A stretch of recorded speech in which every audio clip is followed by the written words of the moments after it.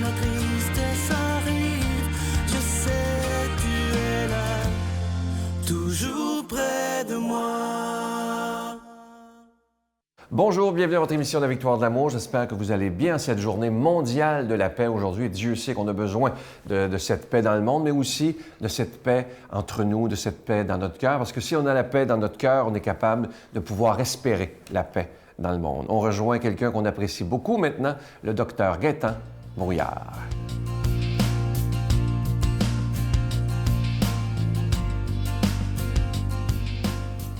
Bon matin tout le monde. Ce matin, je vais vous parler du sucre. Peut-être avez-vous déjà entamé votre verre de jus d'orange.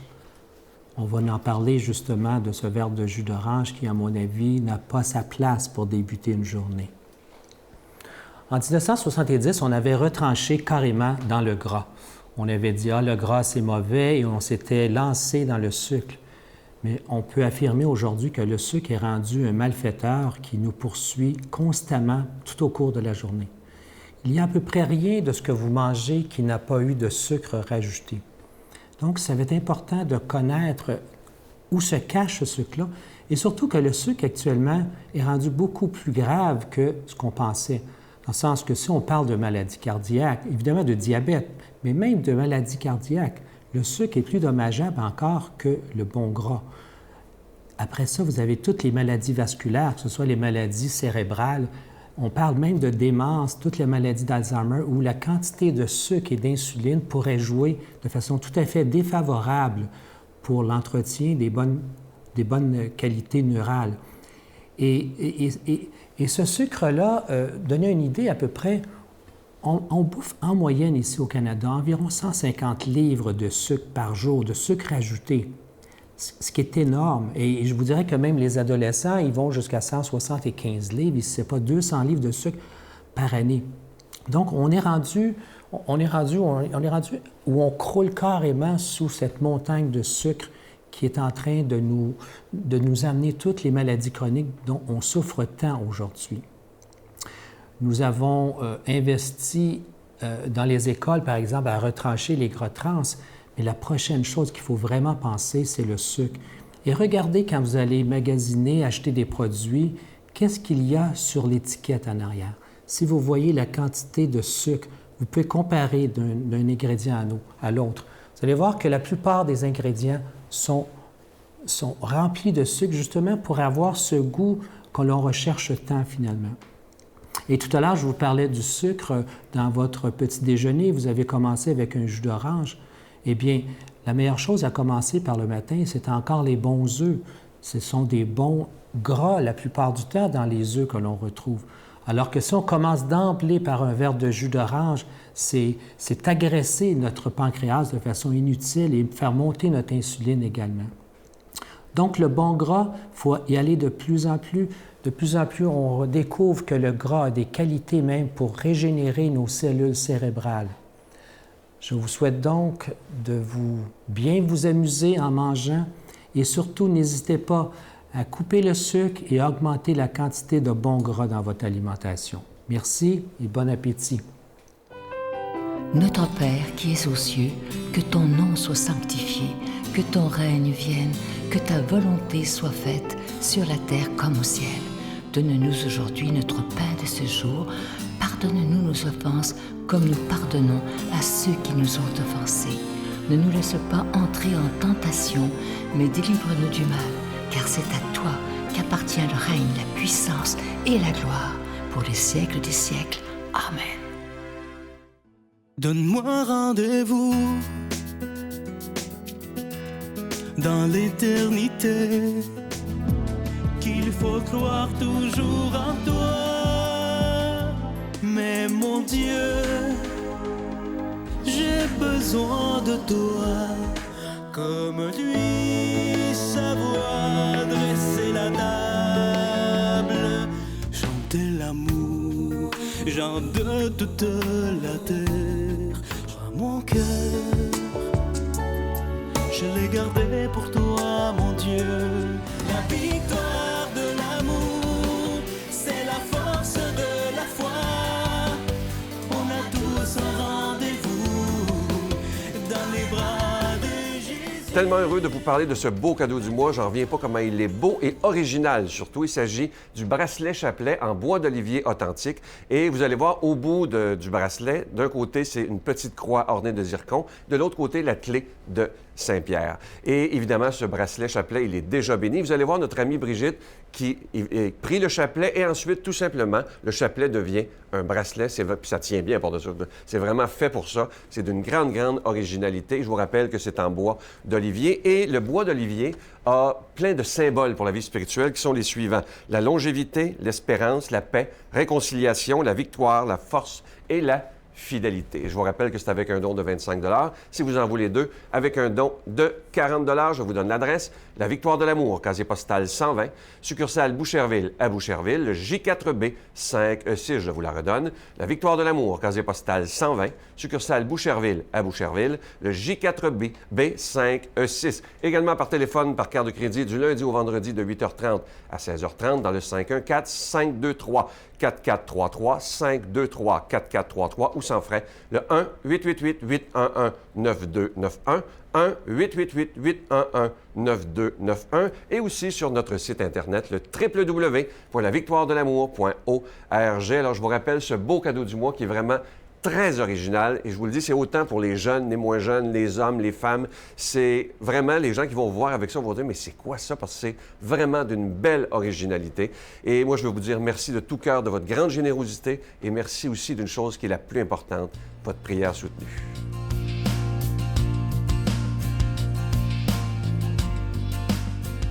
Mon Dieu, donnez-moi la sérénité d'accepter les choses que je ne peux changer, le courage de changer les choses que je peux et la sagesse d'en connaître la différence.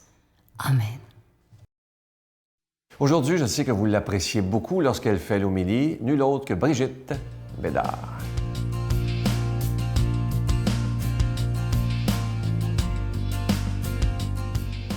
Bonjour tout le monde. Aujourd'hui, c'est la fête de Saint Matthieu, apôtre, évangéliste.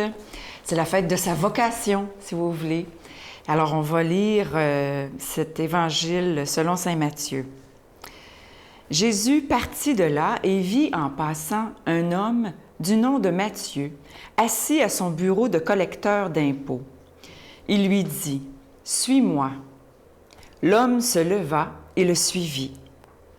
Comme Jésus était à table à la maison, voici que beaucoup de publicains, c'est-à-dire des collecteurs d'impôts, et beaucoup de pécheurs vinrent prendre place avec lui et ses disciples.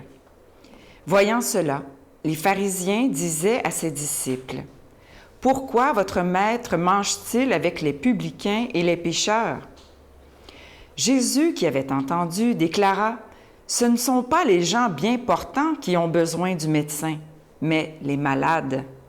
Allez apprendre ce que signifie « Je veux la miséricorde, non le sacrifice ». En effet, je ne suis pas venu appeler des justes, mais des pécheurs. Acclamons la parole de Dieu. Louange à toi, Seigneur Jésus. Oui, on peut vraiment louer le Seigneur Jésus parce que il nous dit dans cet évangile de Matthieu qu'il est venu pour tous, mais particulièrement pour les pécheurs.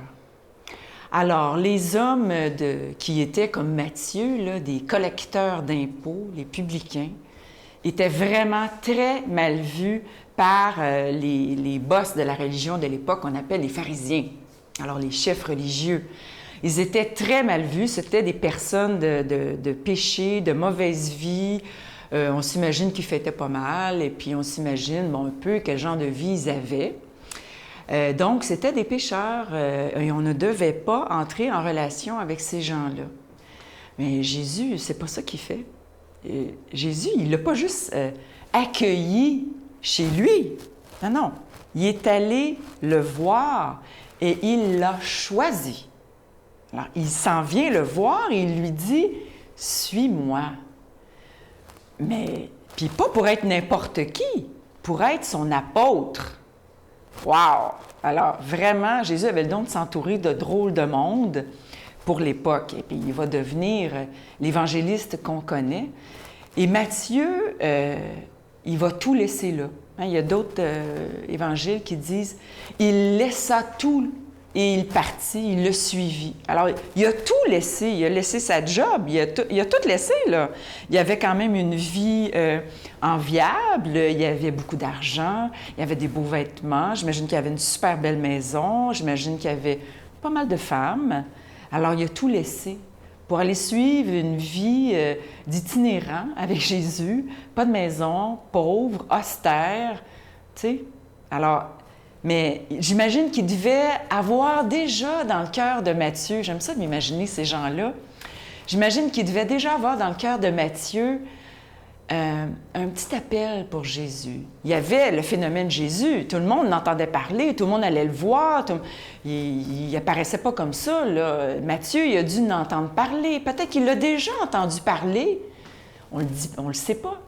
Mais déjà, il y avait quelque chose en Matthieu une soif d'une vraie vie. Ah, il menait la belle vie, mais pas la vraie vie. La vraie vie en abondance, la vie d'amour, la vie de don de soi, la vie de service, la vie de prière, la vie avec le Seigneur. C'est ça la vraie vie, une vie en abondance, abondance d'amour. Alors, pas abondance d'argent ou de biens. Bon, si on a les deux, c'est extraordinaire. Mais Matthieu, il y avait déjà, je crois, cet appel, cette soif que beaucoup ont. Alors, Jésus, il s'adresse à tout le monde. Encore aujourd'hui, il s'adresse à tout le monde, Jésus. Mais ce n'est pas tout le monde qui décide de le suivre. Ce n'est pas tout le monde qui décide de tout abandonner pour le suivre.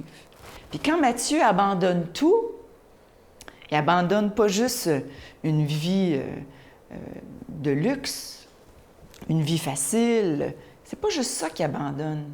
Il abandonne aussi sa tendance au péché. C'est ça qu'il veut abandonner. Hein? On dit pendant la messe, je pense que c'est ma passe préférée à la messe, quand on dit « Seigneur, je ne suis pas digne de te recevoir, mais dis seulement une parole et je serai guéri. » Bien, c'est ça qui est arrivé à Matthieu. Il devait se tenir loin de Jésus parce qu'il devait se dire « Bien, moi, je ne suis pas digne, je suis un impur, je suis rejeté, je suis un publicain, je suis un pécheur. » Il se tenait loin, un peu comme Zachée. Mais Jésus, non. C'est lui qui veut aller chercher, parce qu'il veut le guérir. Hein? Dis seulement une parole et je serai guéri. Il a juste dit « Suis-moi ». Toute sa vie a changé. Fling! Il a tout laissé ça là. Il n'en fallait pas plus pour qu'il le suive. « Suis-moi ». Il l'a suivi. Puis il devait tellement être heureux. Enfin, je vais pouvoir être avec lui. Il savait là, que c'était ça son appel. Il le sentait. Mais combien d'entre nous vivons ça? On le sait. On attend juste un mot de Jésus. Mais si on écoute, on va l'entendre, le mot de Jésus. Et je lui demande qu'il nous bénisse. Au nom du Père, du Fils et du Saint-Esprit. Amen. Je vous salue Marie, pleine de grâce. Le Seigneur est avec vous. Vous êtes bénie entre toutes les femmes, et Jésus, le fruit de vos entrailles, est béni. Sainte Marie, Mère de Dieu, priez pour nous pauvres pécheurs, maintenant et à l'heure de notre mort. Amen.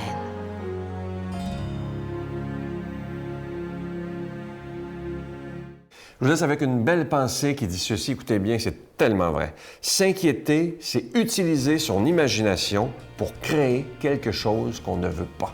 Ça, c'est tellement vrai. Remarquez dans votre vie, les fois où vous vous êtes inquiété, souvent, c'est jamais arrivé. Et il y a des études qui ont été faites que 80% de ce pourquoi on s'inquiète n'arrivera jamais. Alors, arrêtons de s'inquiéter et faisons une fois pour toutes confiance à Dieu. À demain. Je me suis retrouvée une nuit à pleurer comme une madeleine parce que je voyais bien que mon rêve de mariage était en train de s'en aller chez le diable.